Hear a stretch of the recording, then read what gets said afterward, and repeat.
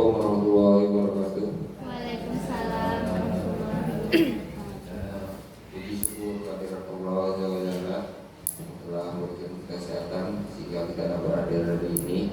Ini agendanya hari ini sebetulnya rapat ya, dan saya ada sedikit presentasi untuk tugas CGP saya, Pak. Jadi saya minta izin waktu dengan Bapak Bibi untuk diberikan waktu kurang lebih 1 jam untuk presentasikan. Ini direkam ya Bapak Ibu, direkam 1 jam, tapi nanti kita rapat sebentar aja tentang struktur kurikulum insyaallah dan lain-lain. Langsung saja saya mulai. Udah mulai on kamera Bu. Jadi kami salam bahagia dan assalamualaikum warahmatullahi wabarakatuh. Ya. Jadi hari ini saya akan coba mempresentasikan yang kami belajar di salah satu kegiatan guru penggerak kemarin, budaya positif. Ini dikembangkan oleh Pak Andri Nurcayani, Dian Sasmita Rajensa, dan Murti Ayu Wijayanti dengan gelar-gelarnya ya. Terus saya ingin tanya dulu Bapak Ibu, apakah Bapak Ibu setuju dengan pernyataan ini? Yang pertama, hukuman dapat mendisiplinkan anak. Setuju atau tidak? Setuju. Setuju ya, kita setuju. Terus yang nomor 2, pemberian hukuman dengan hal positif seperti membaca atau membersihkan halaman sekolah dapat meningkatkan disiplin anak. Setuju atau tidak? Yang ketiga, memberi penghargaan dapat meningkatkan motivasi anak. Setuju atau tidak? Setuju kan? Berarti setuju semua dengan pertanyaan ini. Nanti topik dalam eksplorasi konsep ini ada disiplin positif, ada nilai-nilai kebajikan universal, teori motivasi, hukuman dan penghargaan, restitusi, terus ada keyakinan kelas. Terus kebutuhan dasar manusia dan dunia berkualitas. Yang kelima, 5 posisi kontrol, dan yang terakhir segitiga restitusi. Pertama, disiplin positif dan nilai-nilai kebajikan universal. Jadi ini ada sedikit kegiatan. Coba Bapak Ibu robek kertas, genggam di tangan Bapak Ibu, tulis apa yang paling berharga bagi Bapak Ibu. Misalnya duit 1 miliar, genggam. Atau misalnya suami Ibu lebih berharga, atau anak. Coba digenggam. Yang kira-kira sobek sedikit tulis saja. Digenggam.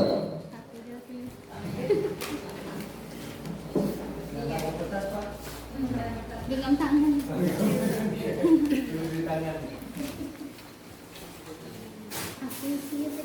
Serah apa yang berharga bagi Bapak Ibu.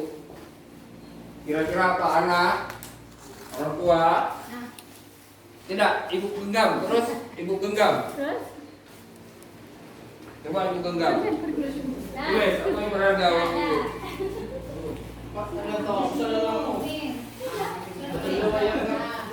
Nah.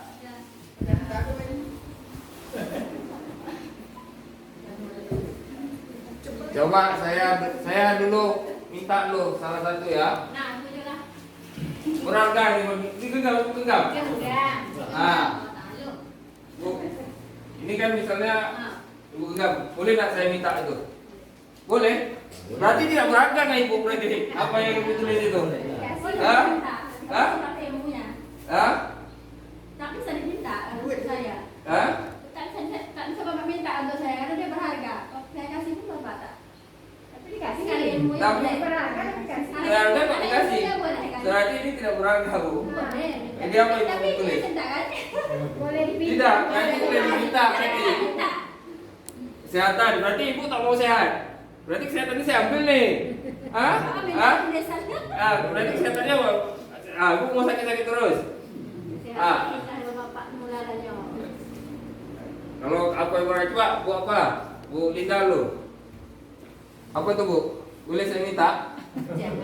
Jangan. Saya boleh tak? Atau Bu Yuni minta? Boleh tak? Saya kasih duit lah Bu, 100.000. Tukar dengan duit 100.000 saya. Mau tak? Tidak mau kan?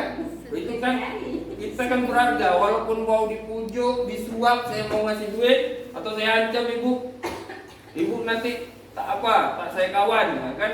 Tak akan ibu kasih tetap kan? Karena itu berharga Bu Mira. Jadi apa berharga kita akan tak ngasih orang. Itu tadi ilusi. Kita nih sebetulnya tidak bisa mengontrol orang lain, termasuk anak kita, istri kita, atau murid-murid kita. Aku tak minta loh.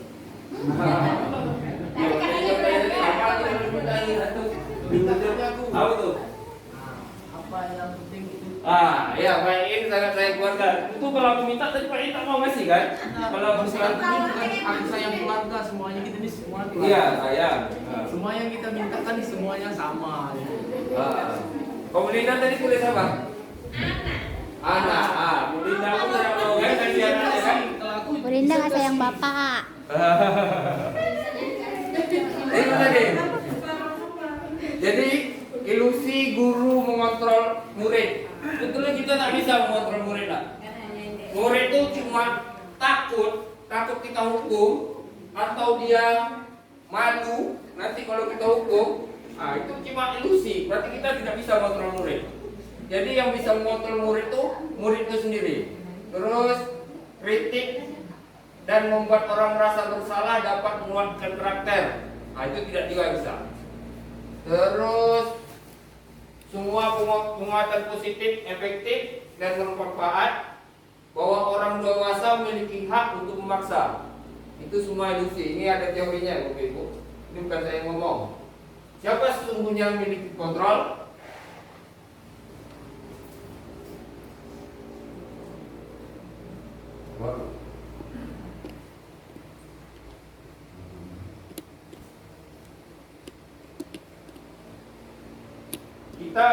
Teori kontrolnya kita berusaha memahami pandangan orang lain terhadap dunia. Kita harus samakan nih pandangan kita dengan orang bahwa dunia ini harus seperti yang kita pikirkan. Sebetulnya tidak. Kita coba mengubah orang dengan berpandangan sama dengan kita. Terus semua berperilaku memiliki tujuan dari kontrolnya. Stimulusnya perilaku buruk dilihat sebagai suatu kesalahan.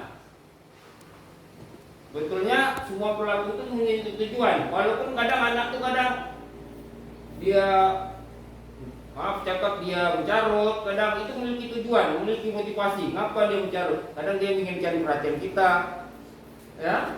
Terus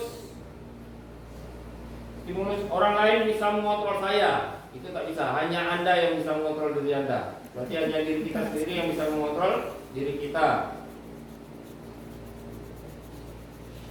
Saya bisa mengontrol orang lain, itu tidak ada dalam teori kontrol ya. Terus kolaborasi dan konsensus menciptakan pilihan-pilihan baru. Pemaksaan pada saat pujukan gagal. Tadi saya pujuk dengan lidah gagal ya. Kalau karena itu penting model berpikir menang dan kalah. Sekarang kita harus mengubah model berpikir kita win to win, menang dan menang.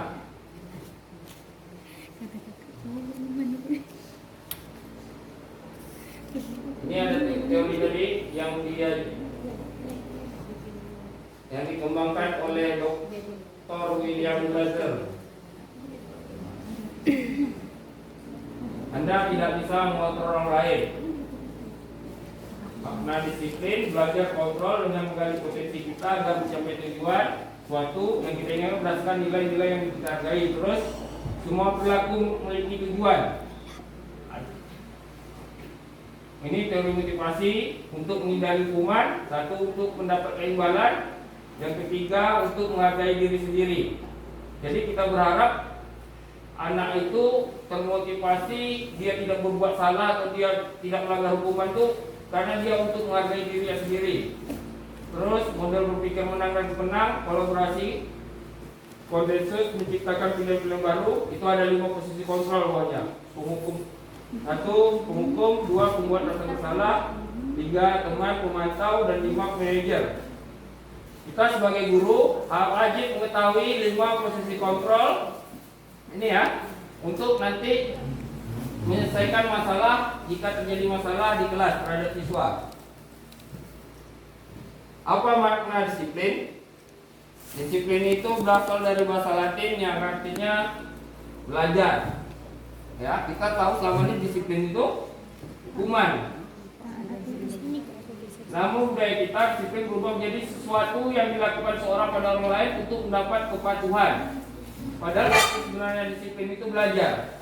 Kecenderungan umum adalah menghubungkan kata disiplin dengan ketidaknyamanan, bukan dengan apa yang kita hargai atau mencapai tujuan mulia. Ini nilai-nilai kebijakan universal. Ada nilai mandiri, beriman, bertakwa kepada Tuhan Yang Maha Esa, berdalam kritis, kebijakan global, gotong royong, dan kreatif. Ini Bapak Ibu tentu sudah tahu ya. Terus teori motivasi, hukuman, penghargaan, dan restitusi. Ini motivasi, ada motivasi eksternal, ada motivasi internal. Motivasi eksternal ini untuk menghindari hukuman atau ketidaknyamanan, itu biasanya dari luar. Biasanya anak kan kalau kita dia diam di kelas kenapa? Kadang ada kan karena takut dengan kita. Ada kadang nanti takut pulang lambat atau takut kita tak beli reward, kita beli imbalan. Terus ada motivasi internal. Nah, ini yang wajib kita apa? Anak menghargai diri sendiri. Dia tahu kalau dia ribut, dia akan melanggar keyakinan yang telah dia miliki. Ini menurut Ki Hajar Dewantara, merdeka itu adalah tidak hanya terlepas dari perintah, akan tetapi juga cakap untuk memerintah diri sendiri. Apa itu restitusi? Nah, ini sangat penting yang belajar ya. Restitusi adalah proses menciptakan kondisi bagi murid untuk memperbaiki kesalahan mereka, sehingga mereka bisa kembali pada kelompok mereka dengan karakter yang lebih kuat. Restitusi juga merupakan proses kolaboratif yang mengajarkan murid untuk mencari solusi untuk masalah mereka, membantu murid berpikir dengan orang seperti apa yang mereka ingin menjadi, dan bagaimana mereka harus melakukan orang lain. Menurut dosen tahun 2024. Terus ada ciri-ciri restitusi untuk menebus kesalahan, untuk belajar, untuk memperbaiki hubungan. Ada tawaran. Restitusi menuntun untuk melihat ke dalam diri, untuk mencari kebutuhan dasar. Ada yang baik. Karakter, fokus pada karakter bukan tindakan. Restitusi fokus pada solusi. Restitusi mengembalikan murid yang berbuat salah pada kelompoknya. Terus keyakinan kelas. Satu materi jelas. Nanti ada videonya, kita refleksi habis video. Oke. Keyakinan kelas. Ini memang banyak materinya baik. Yang modul ini memang. Saya sebetulnya tidak juga begitu paham, mungkin karena duluan belajar. Nanti kita sama-sama belajar ya. Ini bukan karena saya lebih bisa, tidak. Mengapa tidak peraturan saja? Mengapa harus keyakinan kelas? Selama ini kan kita di kelas buat peraturan ya. Nah, ini kita belajar buat bagaimana mana membuat keyakinan kelas. Coba saya tanya dulu ke Bu Sepni, mengapa Bu Sepni menggunakan helm bila mengendarai kendaraan roda 2? Agar tidak terjadi kecelakaan. Terus tuh. Kalau ke Dumai? Karena itu hukuman dari aturan dari Karena ada polisi. Iya, Kalau aturan Kenapa untuk keselamatan. Iya. Kenapa ya? Karena kita kadang pikir kenapa kita pakai helm kalau ke Dumai? Kadang kita pikir ada polisi, ada razia. Kita tak mikir kadang keselamatan atau debu kena mata kita. Kita hanya pikir ada polisi. Untuk itu berarti kan motivasi eksternal dari luar, dari polisi motivasinya. Bukan kalau motivasi intrinsik apa? Tentu tadi motivasi kita karena untuk menjaga keselamatan, makanya kita pakai helm. Itu motivasi intrinsik. Kita tahu kalau pakai helm ini nanti mata kita tak kena debu, nanti muka kita tak glowing lagi kalau kena debu kan? Itu motivasi. Ini ada, inilah budaya positif itu berawal dari peraturan kelas. Nanti ada keyakinan kelas, lingkungan positif, dan budaya positif. Nah, ini salah satu contoh kesepakatan kelas. Kami guru dan murid saling menyayangi, datang tepat waktu, menjaga kebersihan, berdoa sebelum dan sesudah kegiatan, aktif belajar tertib. Ini kegiatan tentang tabel T dan Y. Saya pun agak bingung nanti saya apa kan? Saya pun kurang paham di tabel T dan Y. Kita next saja ya. Nah, ini beda peraturan dengan keyakinan kelas. Peraturan, kalau kita bilang kembalikan buku ke tempatnya. Keyakinan kelas kita apa? Tanggung jawab. Di situ ada nilai tanggung jawab. Peraturannya dilarang mengganggu orang lain. Terus ada keyakinan kelasnya menghormati orang lain. Hadir 15 menit sebelum pelajaran dimulai. Itu menghormati guru, menghormati orang lain, dan komitmen kita. Dilarang menggunakan kekerasan, ada keselamatan dan menghormati orang lain. Dilarang menggunakan narkoba untuk kesehatan keyakinan kelasnya. Gunakan masker untuk kesehatan dan keselamatan. Jangan berlari di kelas atau koridor, keselamatan dan keamanan.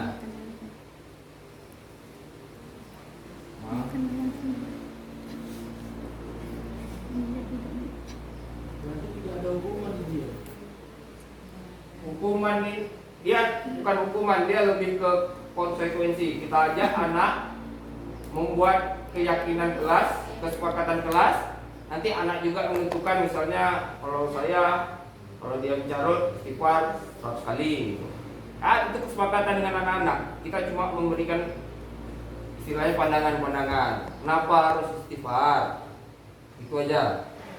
Kalau kesepakatan dengan anak, misalnya lagi kalau tugas tak selesai, nanti formainnya agak ditunda. Formainnya mungkin tidak ada, langsung belajar lagi. Selesaikan, wajib selesai. Atau nanti tambah soalnya lagi. Kayak gitu Pak, biasanya di kelas. Dihukum oleh penghargaan. Nah, ini enak nih sebetulnya. Kayak mana ya, kita dapat penghargaan tapi kita dihukum. Mana materinya?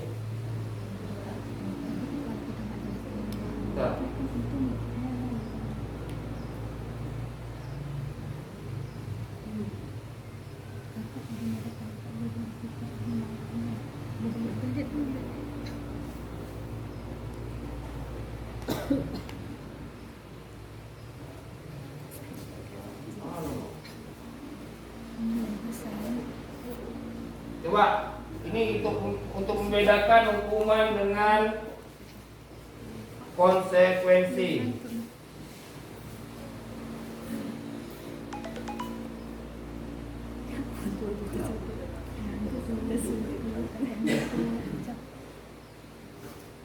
Mencatat 100 kali dalam kalimat saya tidak akan terlambat lagi karena terlambat sekolah itu bentuk hukuman. Lari memiliki lapangan basket 2 kali karena terlambat hadir di sekolah itu bentuknya hukuman. Kalau konsekuensi ini mengganti kertas tugas teman yang telah dicoret-coret itu konsekuensi. Membersihkan tumpahan air di meja tulis karena tersenggol saat belajar itu konsekuensi. Murid tidak mengenakan sepatu harian sekolah karena tidak mengenakan sepatu hitam itu hukuman. Berarti anak disuruh telanjang. Kalau di sini anak suka suruh pakai sepatu ya. Tapi kalau SMA nya mungkin malu kalau anak bertelanjang kaki. Terus lari mengelilingi lapangan basket 2 kali karena terlambat 10 menit untuk pelajaran penjoka. Itu konsekuensi. Beda kalau kita guru kelas. Kalau penjoka kan memang saat itu kan olahraga ya begini untuk mencari minat. Kalau guru kelas itu dianggap sebagai hukuman. Nah, ini perbedaan hukuman dan konsekuensi. Hukuman suatu yang menyakitkan harus terjadi. Kalau konsekuensi itu suatu yang harus terjadi. Misalnya dia tadi menumpahkan air dan dia harus menolaknya, itu konsekuensinya kan. Kalau hukumannya dia menumpah air, kita marah, nah itu konsekuensi, itu hukuman. Terus membuat anak sakit, fisik maupun hati untuk jangka waktu yang lama, itu hukuman. Terus kalau konsekuensi itu membuat anak merasa tidak nyaman dalam jangka waktu pendek. Terus anak membenci kedisiplinan. Kalau kita pakai konsekuensi, anak menghargai disiplin. Terus hukuman itu merupakan paksaan. Kalau konsekuensi itu stimulus atau tanggapan anak. Terus hukuman mendorong anak menyakiti diri sendiri. Kalau konsekuensi mendorong anak agar mudah menyesuaikan diri. Hukuman itu konsep diri yang buruk. Kalau konsekuensi itu konsep diri yang baik. Hukuman merupakan anak belajar untuk menyembunyikan kesalahan. Anak belajar untuk mematuhi peraturan. Kalau konsekuensi, hukuman membuat marah, merasa bersalah, dipermalukan, dan merasa tidak dihargai. Konsekuensi, kehilangan hak, tidak nyaman, diasingkan untuk sementara. Itu perbedaan hukuman dan konsekuensi. Ini identitas sukses, disiplin, ini hukumannya. Ada yang gagal. Misalnya contoh, sesuatu yang menyakitkan harus terjadi. Kalau konsekuensi tadi, sesuatu harus terjadi. Dan restitusi bukan pilihan. Tidak nyaman untuk murid, anak untuk jangka waktu panjang. Tadi ada konsekuensi kan? Ini restitusinya menguatkan untuk murid atau anak dalam jangka waktu panjang. Terus korban mendapat keadilan. Kalau konsekuensi korban bisa diabaikan, korban mendapat ganti. Saya akan kasih contoh apa itu, kayak mana hukuman, kayak mana konsekuensi, dan kayak mana restitusi. Dibaca ini memang agak penting ini. Banyak. Terus kebutuhan dasar manusia dan dunia berkualitas. Kebutuhan dasar manusia ada rasa kasih sayang, ada rasa penguasaan, ada kebebasan dan kesenangan. Itu kebutuhan dan bertahan hidup. Itu kebutuhan dasar manusia ada 5 ya. Pasti nih, rasa kasih sayang dan rasa terima, penguasaan. Kadang kita kan pengen berkuasa juga kadang. Memang kita pengen berkuasa atas anak-anak kita, memerintahkan, atau kita pengen kesenangan. Itu memang kebutuhan dasar kita sebagai manusia. 5 posisi kontrol. Ini videonya.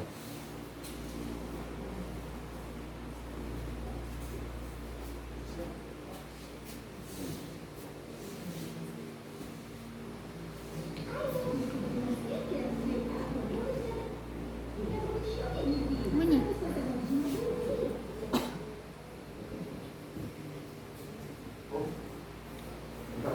Bentar mau ibu. Videonya tak ada. Bentar ya ibu.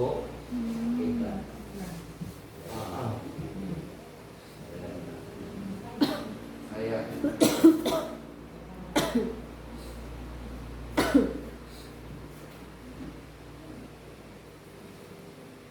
Bukan senang gitu-gitu.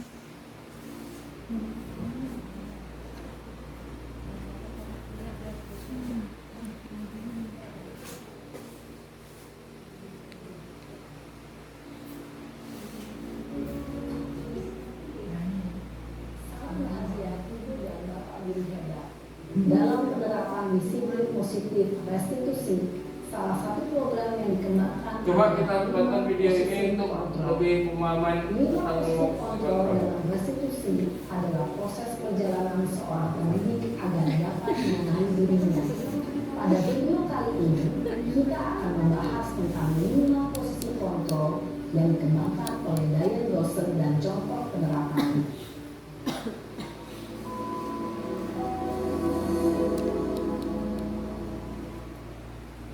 5 posisi kontrol itu adalah 1. Posisi penghukum, 2. Posisi pembuat merasa bersalah, 3. Posisi teman, 4. Posisi pemantau atau monitor, dan 5. Posisi manajer. Untuk lebih memahami kelima posisi tersebut, mari kita saksikan kasus Naren yang terlambat hadir 20 menit ke sekolah dan melihat bagaimana kelima posisi kontrol dalam menghadapi masalah tersebut. Ini posisi penghukum.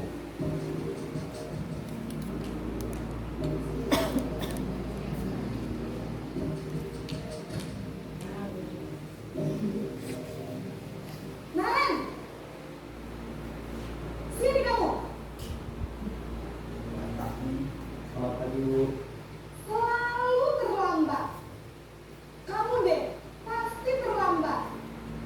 Bu, saya Apa? Apa coba? Alasan kamu apa lagi? Kapan sih kamu tidak terlambat? Malas sekali ya kamu jadi anak. saya Dasar pemalas. Gak kapok-kapok sih kamu. Sudah berapa kali terlambat? Sana, kamu keliling lapangan basket 2 kali. kenapa saya harus ke lapangan basket, Bu? Kenapa? Kamu melawan ibu. Berani-beraninya jawab. Sudah terlambat, masih berani jawab pula. Sekarang, keliling lapangan basket 5 kali sekalian. Biar Tambah kamu 5 kali ya. cepat. Pergi sana ke lapangan basket. Posisi penghukum biasanya berbicara dengan nada tinggi, menghardik, menunjuk-nunjuk, menyakiti, dan menyindir. Hukuman bisa berupa fisik maupun psikis. Ibu dan bapak guru hebat. Dampak yang terjadi pada murid ketika guru berada pada posisi penghukum adalah murid cenderung akan memberontak, bahkan menyimpan dendam.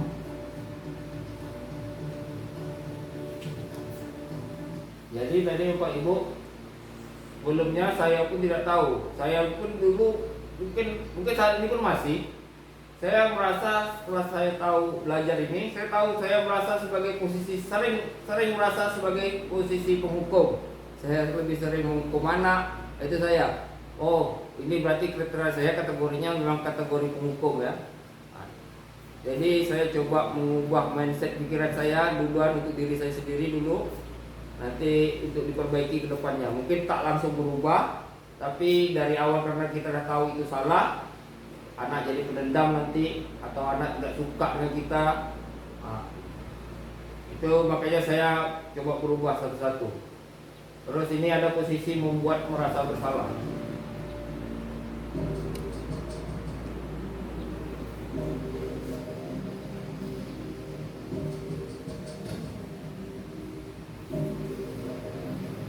Naren,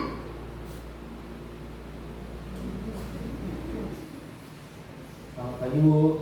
Naren, kamu kenapa terlambat lagi, nak? Ya Tuhan, Naren, kamu senang ya bikin ibu susah ya? Kalau kamu terlambat lagi, nanti ibu yang ditegur bapak kepala sekolah, nak. Disangka ibu tidak bisa membina kamu. Duh, gimana ini? Maaf, Bu. Duh, Gusti Naren, kamu suka ya kalau ibu ditegur bapak kepala sekolah? Terus, sekarang ibu harus tulis apa yang di buku absen? Ini kamu sudah sering terlambat loh. Ibu harus apa coba? Maaf, Bu. Maaf sekali. Ya sudah, lain kali jangan bikin ibu susah lagi ya nak ya. Ibu tidak akan kuat lagi kalau kamu begini terus. Bisa jantungan kalau ibu tegur bapak kepala sekolah. Sana cepat ke kelas. Maaf ya, Bu. Maaf sekali. Posisi pembuat rasa bersalah berbicara dengan nada tenang, cenderung lembut. Namun kata-kata yang diutarakan membuat murid merasa menjadi orang yang gagal, memandang buruk dirinya sendiri, merasa tidak berharga, dan tidak sanggup membahagiakan orang lain. Ketika guru mengambil posisi pembuat rasa bersalah, murid akan menganggap dirinya yang bersalah dan ia akan menyimpan emosi negatif tersebut di dalam dirinya.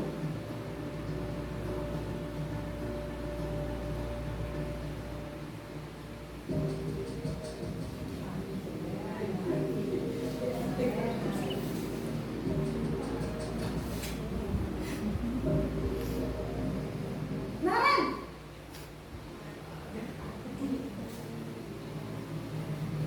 Selamat pagi, Bu. wah, sudah jam berapa ini nak? Terlambat lagi ya sayang. Iya, Bu. Habis ibu saya lupa bangunkan saya, Bu. Kamu malah menyalahkan ibu kamu. Kamu bukannya anak yang larinya paling kencang. Kok terlambat sih? Iya, Bu. Saya memang terlambat bangun tadi. Jadi biarpun saya lari kencang, tetap gak kekejar Bu. Ya sudah sana, nanti lain kali larinya lebih kenceng lagi ya, biar gak terlambat lagi. Bikin seneng ibu demi ibu, bisa kan? Bisa lah Bu. Ya sudah sana masuk kelas, ibu beresin urusan absen kamu. Kamu ini ada-ada saja. Dalam posisi teman, guru berbicara dengan nada suara ramah, akrab, cenderung bersenda gurau untuk menjaga suasana tetap santai. Murid akan merasa senang, aman, dan akrab dengan guru. Identitas yang tercipta adalah identitas sukses atau berhasil. Namun, perlu diingat, karena ini masih dorongan eksternal, maka ada faktor ketergantungan dari murid kepada orang tertentu. Di sini guru aksennya, sehingga di lain waktu murid bisa berperilaku baik, namun hanya kepada orang-orang tertentu saja.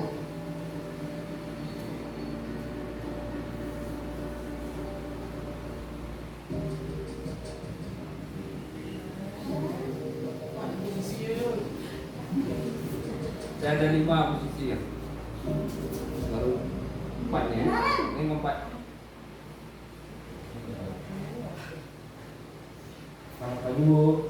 Naren, apa peraturan sekolah kita tentang jam berapa kita harus masuk sekolah, nak? Kita harus di sekolah jam 7 Bu. Iya betul, sekarang sudah jam 7.20. Naren sudah tahu konsekuensinya jika terlambat hadir. Paham Bu.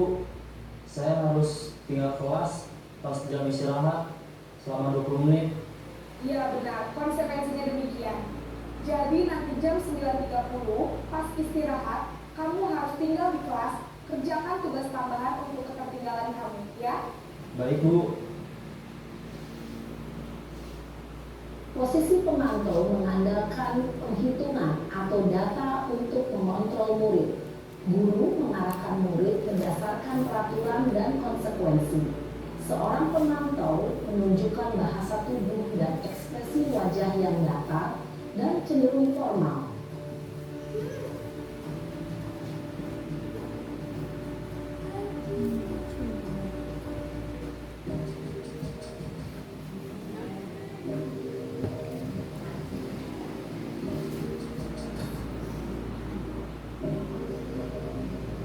Naren!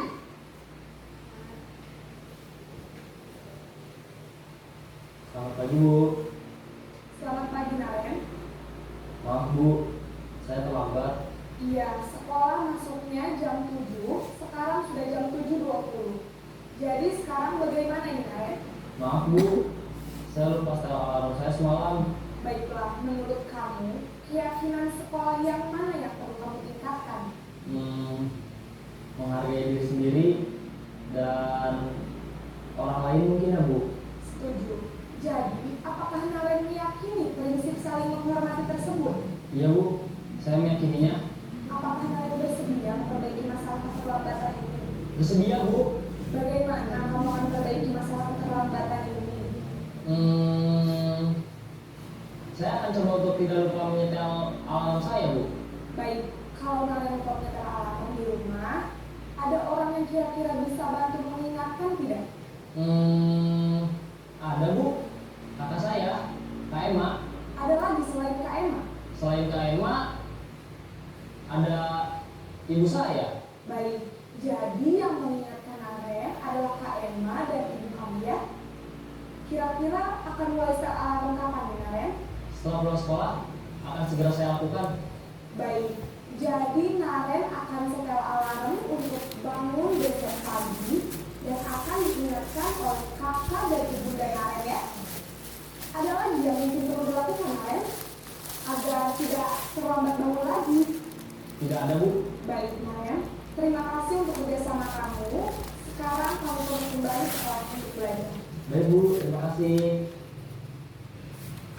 Posisi manajer adalah posisi kontrol yang disarankan untuk membimbing murid memiliki sikap disiplin yang positif, yaitu murid yang mandiri, bertanggung jawab, dan dapat memecahkan masalah. Tujuan dari posisi ini adalah agar murid dapat berefleksi refleksi atas tindakannya, guru akan dengan tulus memberikan pertanyaan-pertanyaan bermakna sehingga membuat murid dapat belajar dari kesalahannya dan mencari sebuah solusi untuk menyelesaikannya. Ibu dan bapak guru hebat, setelah mengamati adegan kelima posisi kontrol tadi, kira-kira posisi mana yang paling ideal? Posisi mana yang dapat menunjang motivasi intrinsik murid? Ya, tentu posisi manajer. Posisi ini memang posisi ideal yang ingin dituju setiap minggu. Pada posisi inilah, guru dapat menerapkan disiplin positif yang berpihak pada murid, yang memerdekakan murid. Perjalanan seorang pendidik tentunya tidak mudah untuk sampai pada posisi seorang manajer. Namun, tujuan kita pasti, yaitu menciptakan murid-murid yang mandiri, merdeka, dan bertanggung jawab. Semoga penggambaran 5 posisi kontrol yang telah diperlihatkan ini dapat menjadi ajang refleksi bagi kita semua, agar dapat terus mengasah dan menerapkan disiplin positif yang memerdekakan murid. Mari terus berlatih dan bersemangat. Selamat menerapkan. Salam dan bahagia Ibu dan Bapak Guru hebat.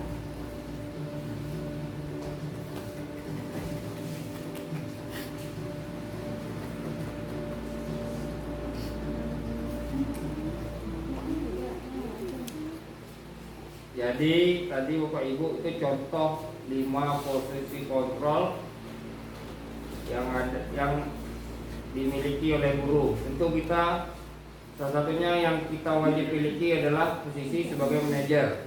Sebagai manajer yang mampu menemukan solusi pada murid jika murid masalah. Seperti terlambat tadi, Neren yang berkali-kali terlambat 20 menit.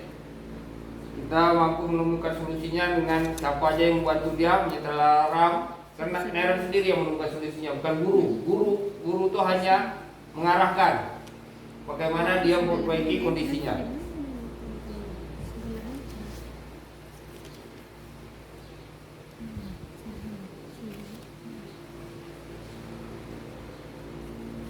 Ini tadi 5 posisi kontrol. Sudah kamu dia tadi.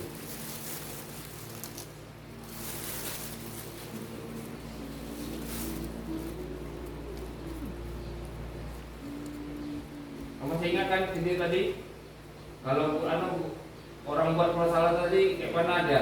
Ayolah, ini gurunya pasti berkata, ayolah lakukan demi ibu. Masa kamu tidak mau? Ingat tidak ibu pernah bantu kamu? Ini kan saya juga sering nih buat nih posisi merasa bersalah. Bapak udah kurang baik kayak mana lagi sama kalian?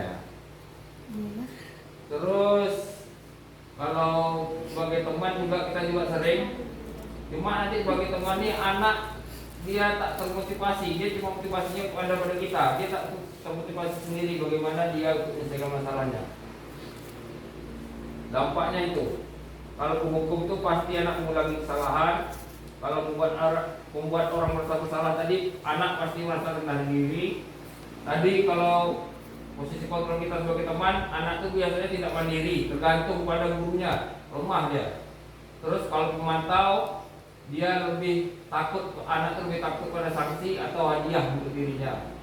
Kalau posisi kita sebagai manajer, anak mampu mengevaluasi diri dan bagaimana cara memperbaiki diri.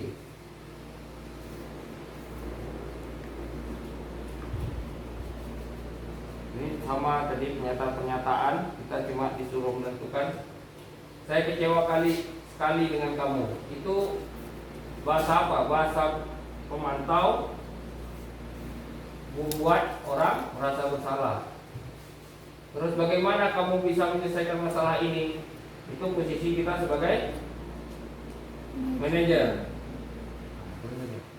Ayolah lakukan demi ibu atau ayolah lakukan demi bapak, itu sebagai teman. Apakah kamu mau mendapatkan stiker bintang hari ini? Itu sebagai pemantau ya Bapak Ibu. Ini pemantau. Ini merupakan apanya? Saya pun tak paham. Ini lagi segitiga restitusi. ada segitiga restitusi untuk kita menyelesaikan masalah di kelas. Pertama, kita harus stabilkan likuiditas, terus kita validasikan kebutuhan anak, dan yang terakhir kita menanyakan keyakinan terhadap anak. Kita misalnya ada siswa berkelahi, kita stabilkan dulu likuiditas dia, hilangkan emosi dia dulu. Setiap orang pasti pernah melakukan kesalahan atau bilang kamu bukan satu-satunya yang pernah melakukan ini. Terus ada validasi kebutuhan. Apa? Kita tanya alasannya, kenapa dia melakukan itu, apa motivasinya. Terus kita menanyakan keyakinannya. Setelah dia tahu dia merasa bersalah, kita tanya apakah itu melanggarkan nilai-nilai yang telah kita sepakati di kelas. Kamu ingin menjadi orang seperti apa? Itu contoh-contoh pertanyaannya. Ini ada video lagi. Apa itu segitiga restitusi? Biar lebih jelasnya kita tonton aja di videonya.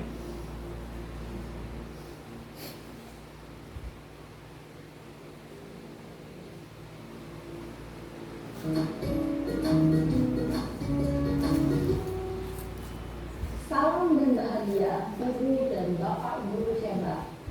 Pada video kali ini kita akan membahas tentang salah satu program disiplin positif yang diterapkan di lingkungan sekolah yang dikenal dengan nama restitusi.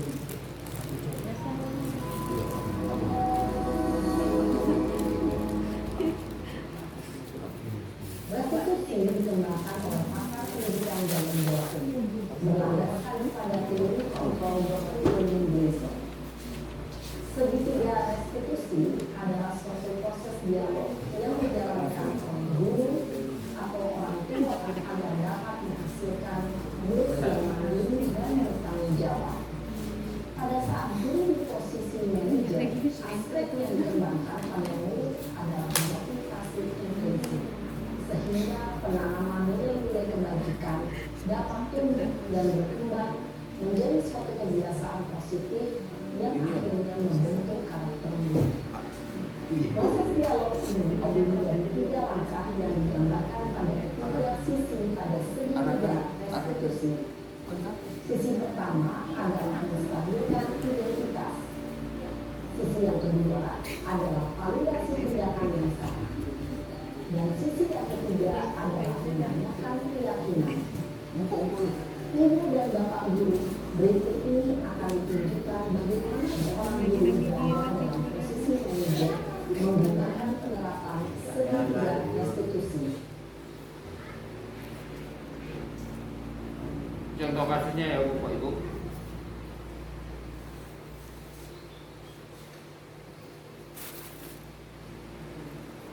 Iya,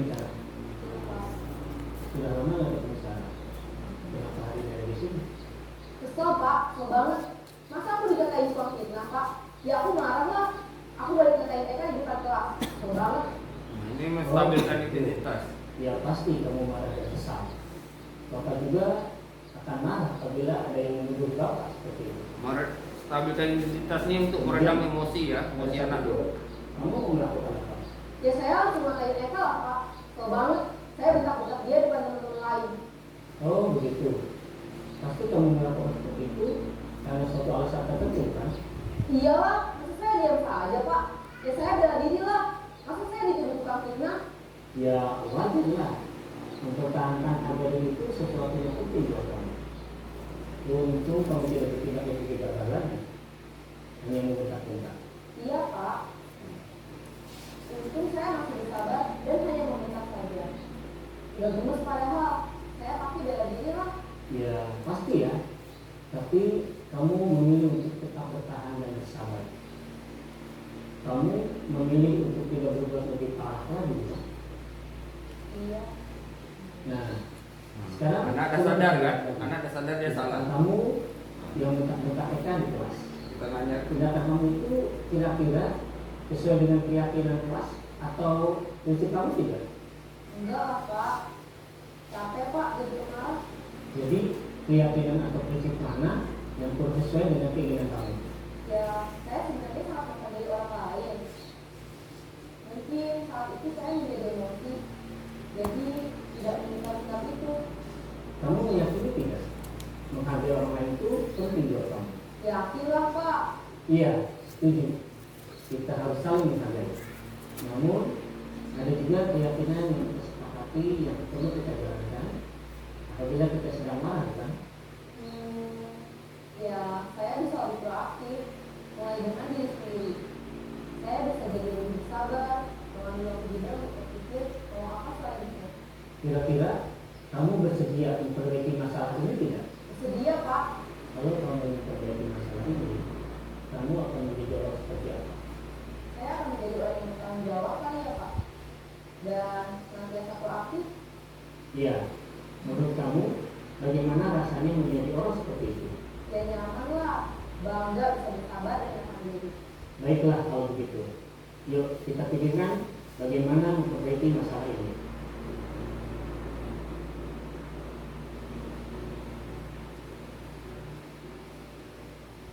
Ibu dan Bapak guru hebat. Baru saja kita menyaksikan contoh bagaimana seorang guru berada dalam posisi manajer menggunakan penerapan segitiga restitusi. Mari kita bahas satu persatu. Pada sisi pertama, menstabilkan identitas berdasarkan pada prinsip bahwa membuat kesalahan adalah bagian dari proses pembelajaran. Sisi pertama dari segitiga ini berperan menggeser identitas murid dari identitas gagal ke identitas sukses. Murid yang sedang bertingkah laku yang tidak pantas atau menarik diri saat itu sedang mengalami identitas gagal. Bila kita mengkritiknya, maka posisinya tidak akan berubah. Kita bisa mengajukan pernyataan-pernyataan ini. 1. Membuat kesalahan sesuatu yang wajar. 2. Manusia tidak ada yang sempurna. 3. Kita bisa memperbaiki masalah ini. 4. Saya tidak menanyakan kesalahannya. Saya lebih fokus bagaimana memperbaiki masalah ini. 5. Apakah saat ini kamu telah menjadi orang yang baik untuk dirimu sendiri? Pada sisi kedua, validasi tidak. Jadi pada sisi menstabilkan identitas saja Bapak Ibu ya, kita lebih untuk menenangkan anaknya dulu. Bagaimana anaknya udah tenang dari emosinya, rasa kita buat pernyataannya biasa tuh, biasa salah tuh, Bapak juga salah. Karena manusia pasti salah. Kedua, validasi. Ya, aman dia baru kita lanjutkan ke validasi tindakan yang salah. Bahwa setiap perilaku berupaya memenuhi suatu kebutuhan tertentu. Guru yang telah memahami teori kontrol akan bergeser dari pemikiran stimulus respon menjadi proaktif dan mencoba untuk mengenali tujuan dari perilaku murid, mengenali dan mengakui kebutuhan murid ini dapat memperbaiki hubungan dengan murid tersebut. Pernyataan atau pertanyaan bisa disampaikan dengan nada suara tidak menghakimi atau memojokkan, sehingga dapat mengembalikan murid pada posisi positif. 1. Kamu bisa saja bertindak lebih gegabah lagi dari ini. 2. Kamu bukan melakukannya tanpa suatu alasan tertentu. 3. Kamu melakukannya karena mempertahankan sesuatu yang penting bagimu. 4. Mungkin kamu bisa mempelajari suatu perilaku baru yang lebih efektif. Bersediakah kamu mempelajarinya? Selanjutnya, kita akan simak.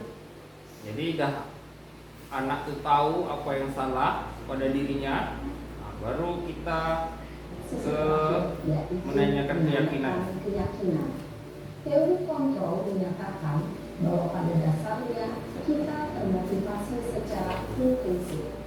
Pada saat perilaku yang salah telah divalidasi dan identitas sukses telah stabil, maka murid telah siap menaikkan keyakinan-keyakinannya dengan tindakannya yang salah dan pemikirannya telah bergeser ingin menjadi orang yang dituju.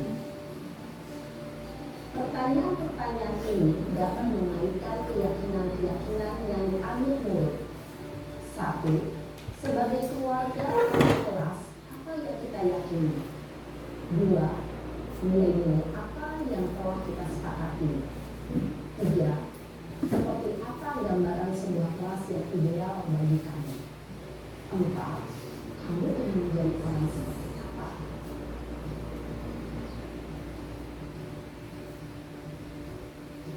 Dalam menerapkan segitiga restitusi, perlu diperhatikan beberapa hal, yaitu 1. Perilaku yang salah perlu dikaitkan dengan nilai-nilai atau keyakinan-keyakinan yang telah disepakati atau dituju. 2. Kesediaan orang yang melakukan kesalahan untuk memperbaiki masalah. 3. Pemecahan masalah sebisa mungkin relevan atau memiliki hubungan dengan masalah yang ada. 4. Usaha. Perlu adanya suatu usaha perbaikan dari pihak yang berbuat kesalahan. 5. Waktu. Perlu didedikasikan waktu dari pihak yang berbuat kesalahan. Tanyakan kapan akan mulai diberlakukan usaha untuk memperbaiki masalah. Dengan memahami struktur penerapan segitiga restitusi, diharapkan guru dapat menerapkan posisinya sebagai manajer dalam mengajukan pertanyaan-pertanyaan bermakna yang dapat membuat murid menjadi lebih percaya diri, bertanggung jawab, dan mandiri. Nah, ibu bapak guru perlu tidaknya mengikuti ketiga tahapan dalam segitiga restitusi bergantung pada ringan beratnya suatu permasalahan. Misalnya, bila permasalahan tersebut ringan, maka tidak perlu dijalankan secara berurutan. Bahkan bisa semudah menanyakan apa keyakinan yang kita sepakati. Dengan menjalankan segitiga restitusi, dengan mengajukan pertanyaan-pertanyaan bermakna, diharapkan murid menjadi lebih kuat secara pribadi, dapat membuka wawasan hidup agar dapat menyelesaikan permasalahannya sendiri, semakin percaya diri, mandiri, dan berkita. Salam dan bahagia, ibu bapak guru hebat.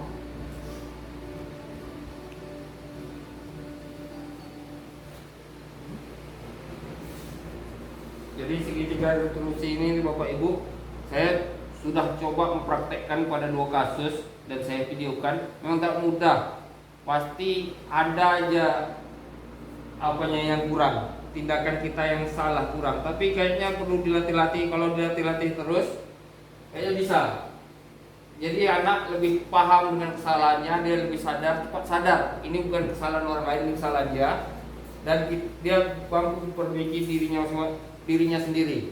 Jadi kita cuma perlu mengarahkan aja. Nah, tahu kan salahnya di mana? Apa? Lebih paham. Dia lebih cenderung tidak menyalahkan orang lain kalau kita pakai segitiga restitusi ini. Cuma memang tak semudah yang di video tadi. Video tadi memang mungkin muridnya lebih mudah kan? Karena ada juga beberapa anak yang ada aja alasannya yang ini itu tak maulah pokoknya disalahkan. Nah, itu yang kita perlu tingkatkan lagi pemahaman kita tentang murid. Udah jadi hal kebiasaan ya. Iya. Jadi dia anggap hal itu betul kan? Biasa. Nah, karena lingkungan mungkin juga. Tapi itu yang perlu tugas kita sebagai guru di sekolah.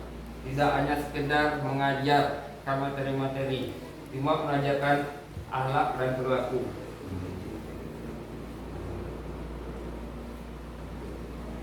Nah, sekian presentasi dari saya. Jika ada pertanyaan nanti kita diskusikan lebih lanjut. Karena mumpung waktu pun sudah mepet, kita akan rapat lagi. Sudah jam 11.15 Pak ya. Mohon maaf jika ada kesalahan. Jika ada apa nanti kita diskusi apa aja, internal masing-masing aja diskusi. Jika ada perlu ditanyakan. Sekian dari saya, terima kasih dan mohon maaf. Assalamualaikum warahmatullahi wabarakatuh. Waalaikumsalam warahmatullahi wabarakatuh. Kalau kurang jelas di materi. Ya, assalamualaikum warahmatullahi wabarakatuh.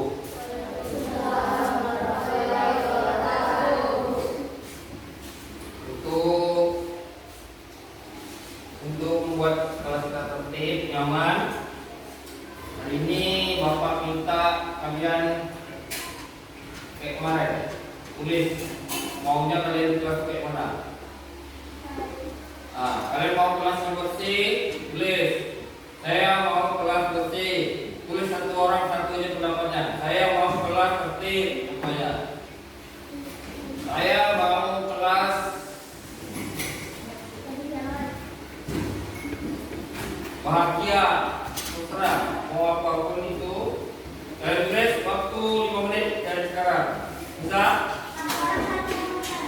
Satu atau dua boleh.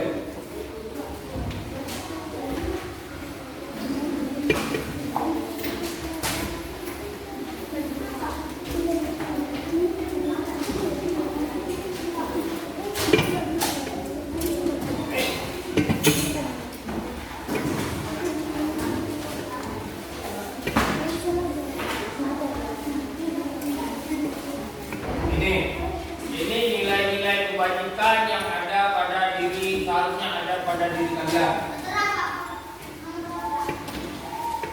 Dengar Bapak itu. Kita tak boleh untuk bicara orang bicara ya. Bagi orang tua.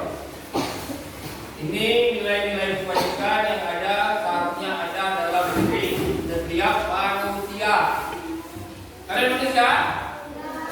Seharusnya ini ada nilai-nilai kebajikan namanya. Beriman, bertakwa kepada Tuhan Yang Maha Esa dan berakhlak mulia. Terus ada mandiri. Mandiri maksudnya apa? Mandi sendiri? Ya kan? Mandiri itu berinisiatif. Kalian kalau bangun tidur ya mandi, langsung mandi, tak perlu disuruh-suruh lagi, langsung pakai baju, tak perlu disuruh lagi. Terus bernalar kritis.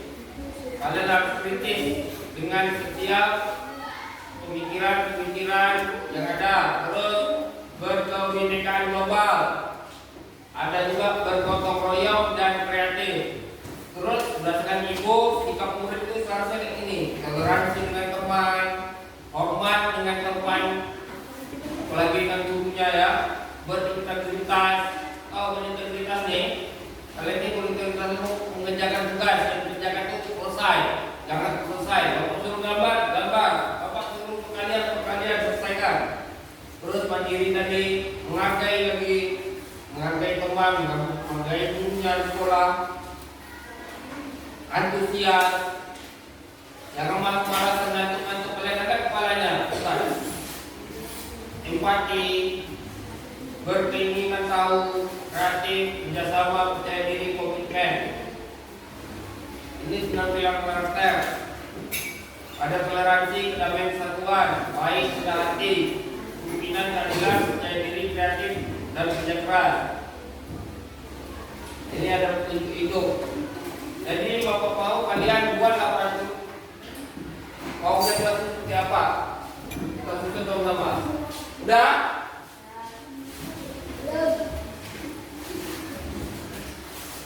Kayak hutan ya, apa namanya hutan? Buat namanya. Buat namanya. Bukan mau kelas diam dan nyaman. Contoh ya dan bukan. Nanti Bapak ambil kita telah bersama.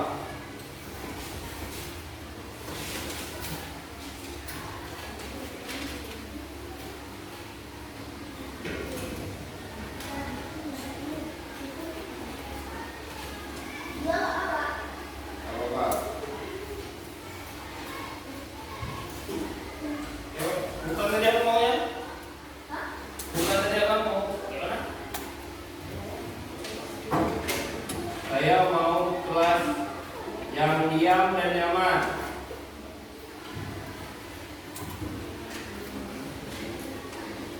Adik udah? Cepat. Yoga? Udah? Sampai udah siap? Nah, apa ya? Tak dengar?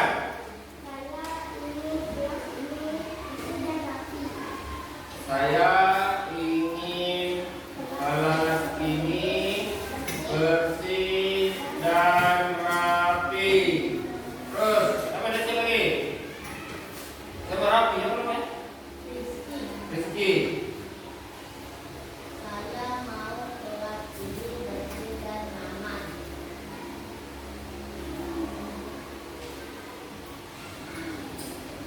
Oke, mulai kita siap. Cepat. Lagi apa? Iya, cepat. Saya mau kelas bersih dan bersih. Saya mau kelas Bersih bersih dan bersih. dan tertib.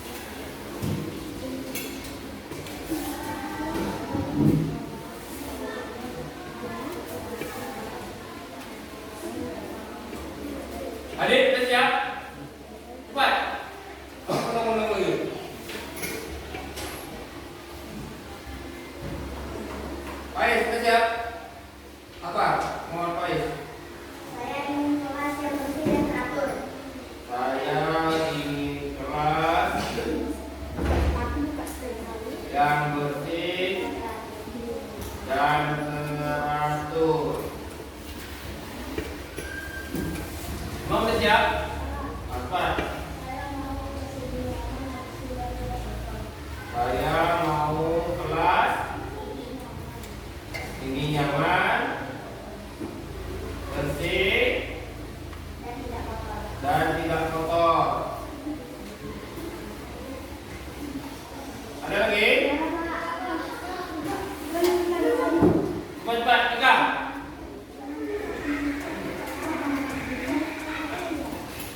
Tiga apa? Hah? Tak dengar?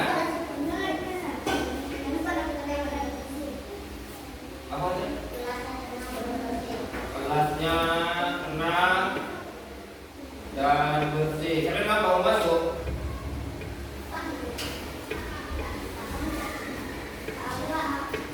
Boleh. Ini empat apa? Saya ingin kelas bersih dan tidak ada suara tertib dan rapi. Bersih, tertib, rapi. Apa lagi?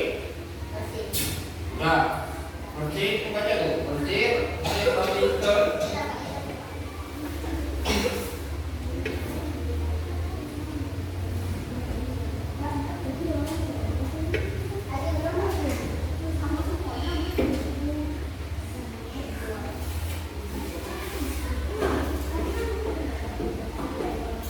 Apa lagi? Buat rekor.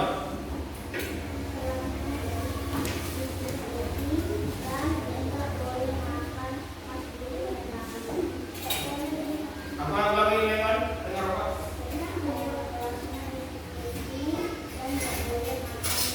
Kelas piket. Kelasnya dipiketi. Ada yang piket kelas ya. Adanya piket kelas dan tidak makan waktu belajar.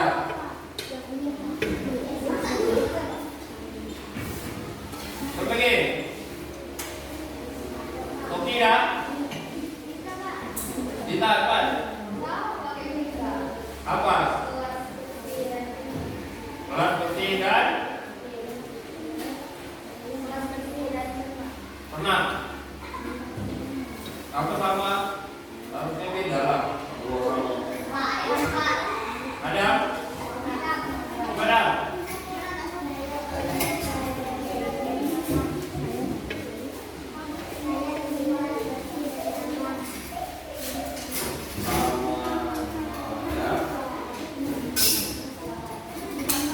Oke. Arif. Apa deh?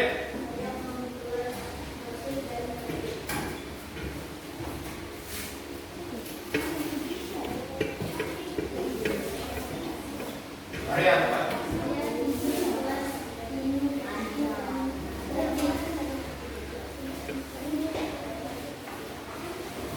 Saya ingin menemukan dan tertib juga. Siapa lagi? Arif. Saya mau kelas yang tenang dan diam. Yoga, cepat.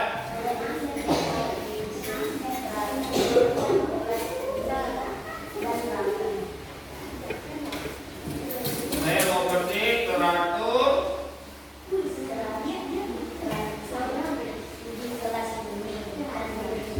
dan rapi.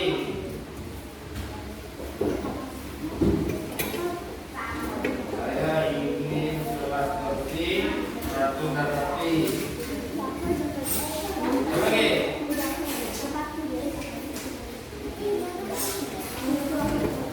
Tidak. Hah? Apa belum siap? Cepat. Kopi dah. Bacakan aja lah. Cepat, ini semuanya. Bukan semuanya mau bertanya nih. Mohon kalian di kelas.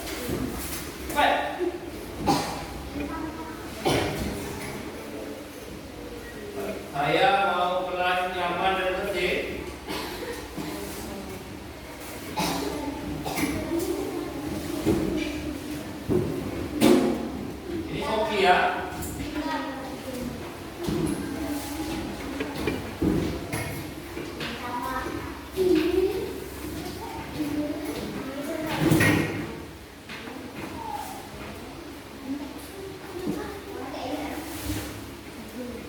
Ya, bentar.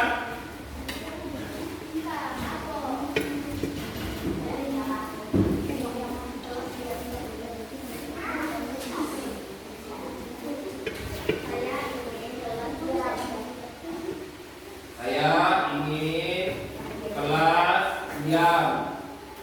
Ayo.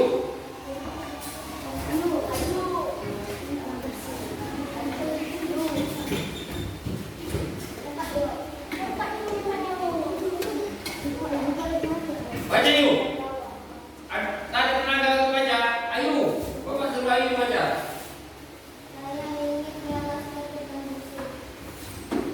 Saya ingin kelas tertib dan bersih. Nara.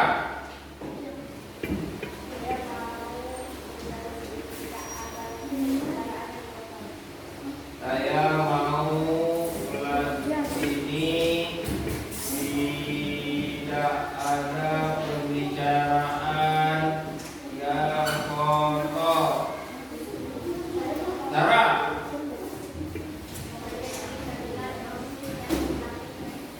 Saya ingin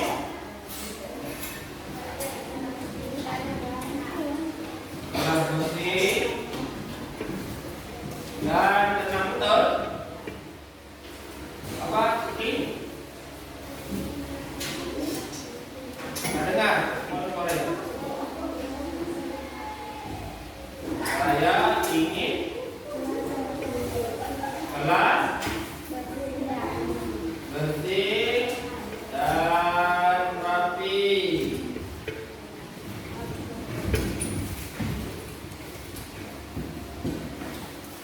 Enggak. Coba deh.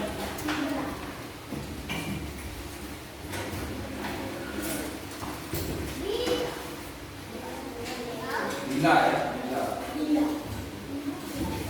Ya. Bila mau kelas tertib dan nyaman.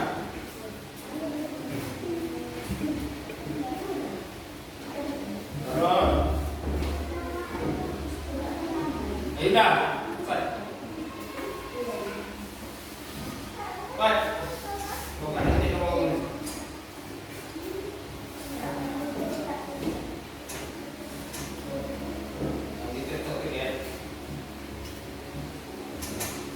Melaksanakan piket. Mulai itu ada apa? Dura ya. Dura atau piket? Kalau piket dura.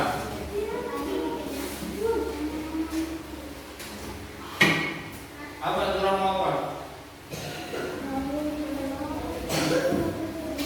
Kelas tidak tidur. Nah, coba lagi belum? Sudah semua kan? Ya, kita lihat lagi keinginan kalian. Saya mau putar tadi mau kelas diam dan nyaman. Apa yang saya ingin kelas bersih dan rapi. Itu sama.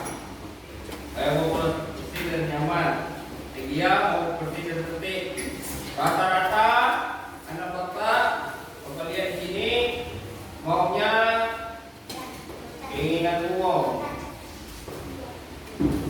Keinginan umum siswa. Siswa mau kelas yang bersih, tertib, dan nyaman. Bagaimana kalian biar kelas ini tertib, dan nyaman? Ada yang bisa bantu Pak? Jawab. Bagaimana kalian mau kelas ini bersih, tertib, dan nyaman? Salah satunya melaksanakan tiket sesuai jadwal. Kita sepakat ya? Sepakat? Setuju? Kita buat.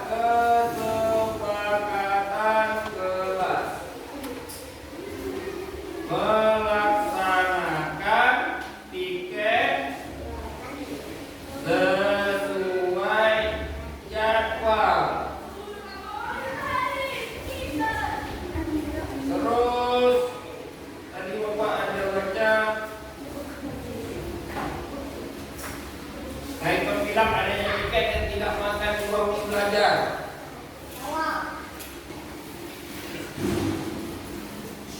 Apa bagusnya kata-katanya?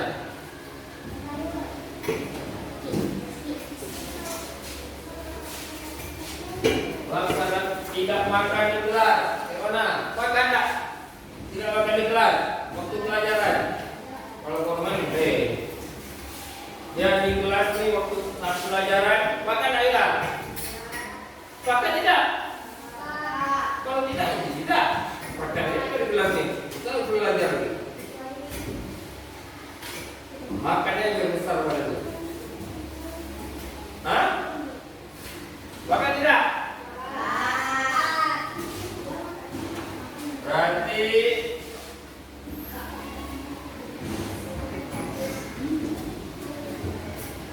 menjaga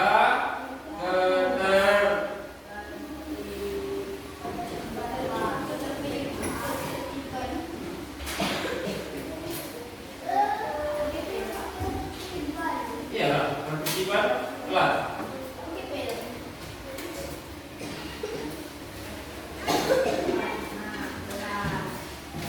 Tertib itu B lah. Bukan B, B.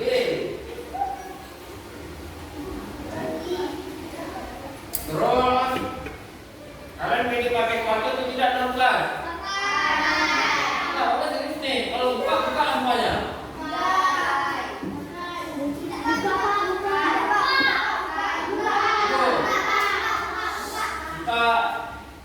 Kita demokrasi aja.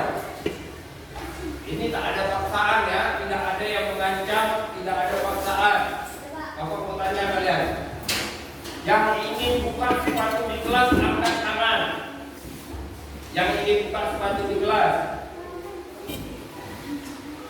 Oke.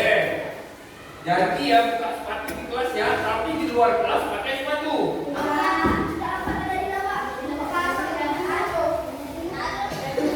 Tapi di luar kelas, karena di sekolah kita ini banyak paku, banyak kaca, banyak duri sawit. Tadi cara nggak kena kakinya kenapa? Akibat memakai sepatu.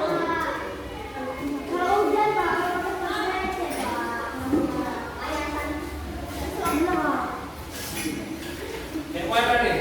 Kalau hujan yang mana nih? Ini kan musim hujan sekarang. Yang mana maunya? Hah? Apa terserah kalian? Cuma di luar, apa kalau di luar kelas harus pakai sepatu. Itu apa? Mau? Mau yang di luar kelas pakai sepatu?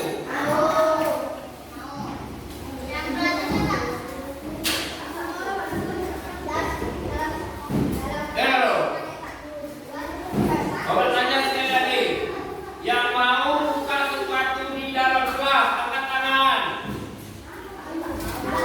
Yang mau buka sepatu di dalam kelas, tidak cuma pakai sepatu di dalam kelas. Jangan paksa awalnya. 1, 2, 3, 4, 5, 6, 7, 8. Kalian tempatnya sekarang 24.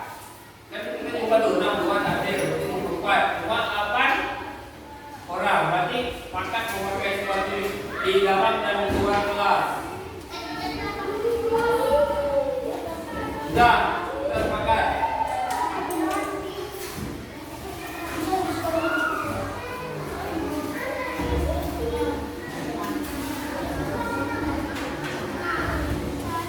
Terus lagi. Tadi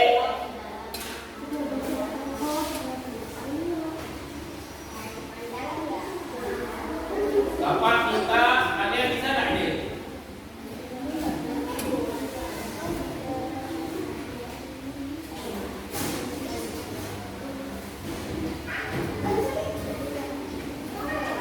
Bisa nggak? Bisa nggak tuh? Abai, bisa nggak?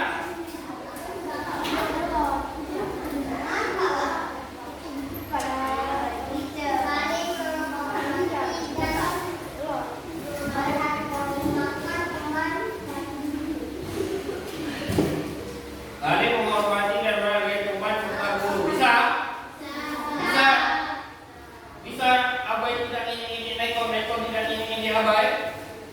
Hah? Ikut ngapai? Jadi sekali kelasnya darah, tidak bisa saling menjaga. Kalian 16 nih bisa?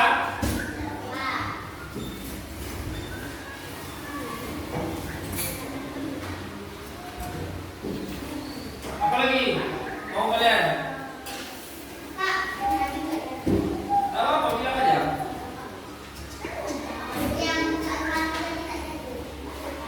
Ya, kita pakai sepatu di dalam dan di luar kelas. Kecuali sholat, jadi tidak. Jangan ada repot. Apa lagi? Pakai nih, ini aja. Atau nanti kita bawa lagi? Nanti itu masalah gambar. Kita sepakati kelas kita kayak mana tak ikuti. Bapak ingin kelas ini ribut. Oh, manis sekali menurut saya. Kalau kita dah menjaga kelas menurut Sofi, itu sudah tertib. Kayak gitu. Hah?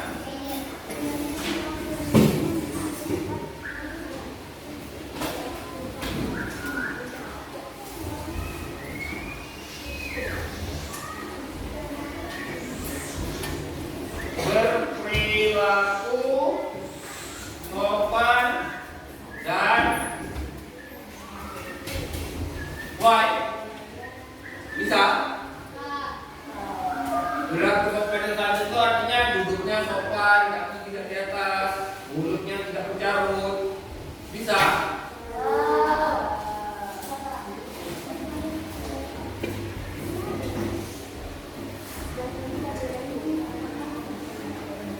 Soalnya cukup ini aja lah. Kalau merasa 5 aja dah cukup. Nanti kita sesuaikan aja dengan kondisi. 1, 2, 3,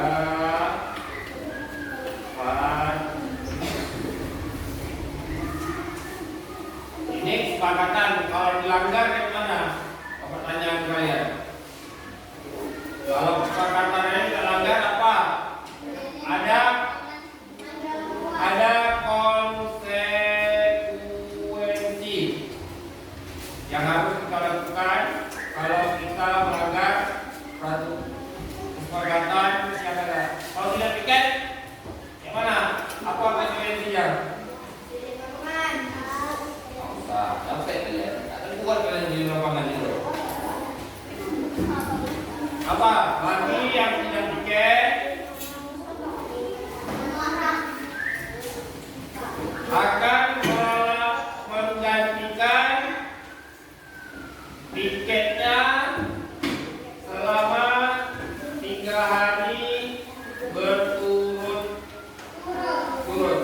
Ini maksudnya setujulah daripada lari. Misalnya Pak Is tiket hari Senin malam. Berarti hari Selasa, Rabu, Kamis hari tiket. Pak, kecuali sakit izin, ya. Kalau dia sengaja tidak tiket, setuju lah. Kita ganti tiketnya selama 3 hari berturut-turut.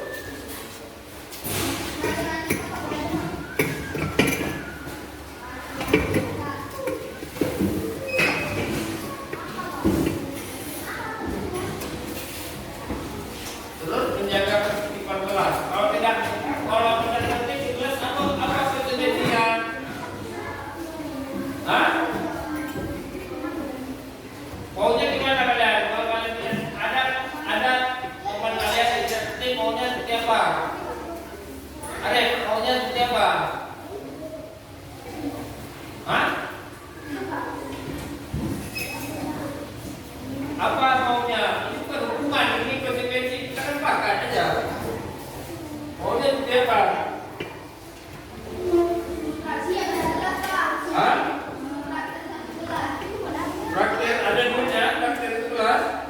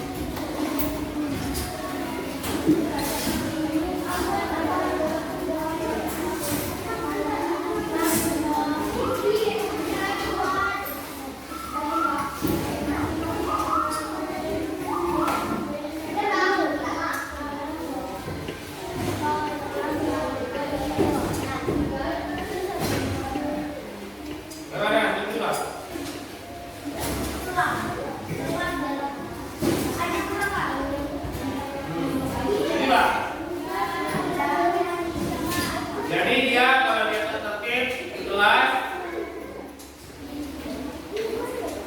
nah, Arya, kamu pindah, Nekor pindah situ, Nekor pindah sebelah sana, sebelah Arya pindah sini, pindah sini, cepat. Mau bertiga kelas kita, ini belum dibuat pakatan nih, kita dulu, Nekor dulu. Bawa bukunya, bawa tasnya, Nekor.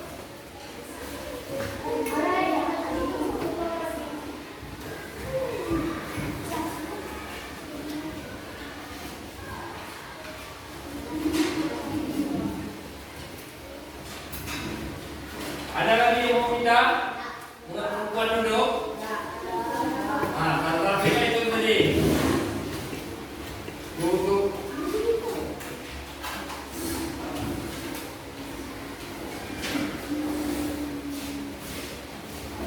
Tunjuklah kalian kalau ini gambar apa? Konsekuensinya kalau belum kelas. Pindah tempat duduk. Dan pindah tempat duduk.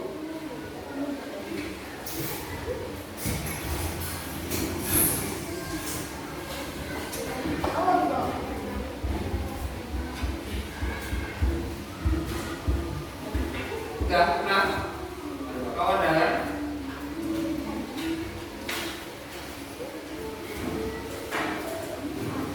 Nah, bagi yang tidak memakai sepatu gimana?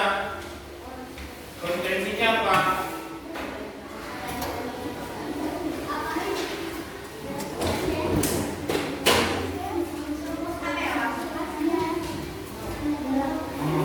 Yang tidak memakai sepatu, Bapak minta mengutip sebanyak 20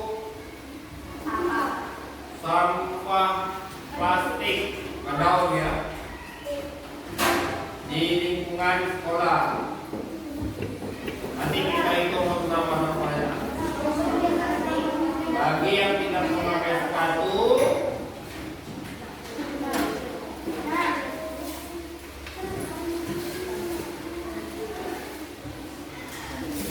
akan mengutip sebanyak 20 buah sampah, 20 sampah plastik di sekolah. Setuju? Atau 50 orang? 50 betul ya?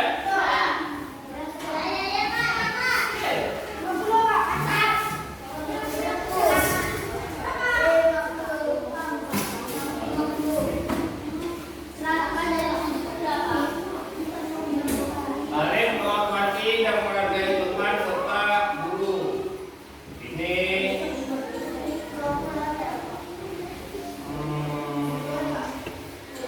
Ini Bapak minta nomor 4 dan nomor 5 ini bagi yang tidak menghormati dan menghargai teman serta gurunya akan mengucapkan apa? Istighfar. Sebanyak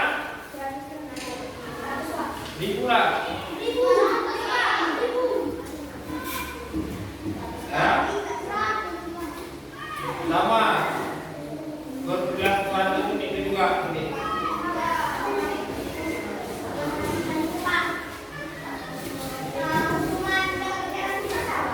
Apa?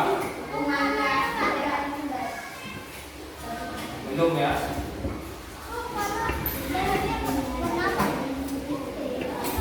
Nah, ini belum ada tugas nih.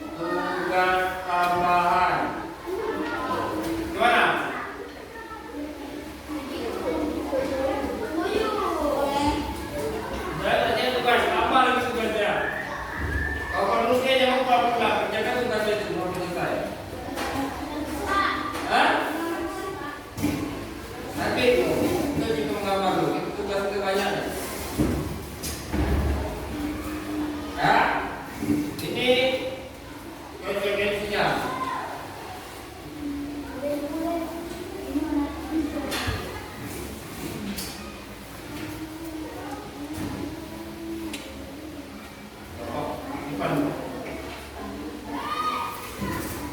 Kalian perlu buat enggak? Kalau kita di kelas enggak? Kita ada misalnya ada program bulanan, ada juga kelas tukar gitu. Perlu nggak buat ada sekretaris, ada bendahara, perlu nggak? Perlu nggak ya? Perlu nggak ya? Kalau mana kalian jaga bersama, kemudian kalian jaga bersama aja. Nanti kelas bulanan terjadi, terjadi. Kalau perlu per seminggu sekali kita ganti kelas. Gimana?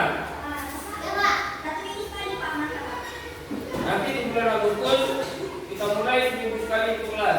Jadi semua bisa merasakan kalau sebulan sekali, bapak pikir tak semuanya nanti merasa jadi kelas. Atau 2 minggu sekali, 2 minggu sekali itu apa aja? 2 minggu sekali, kira.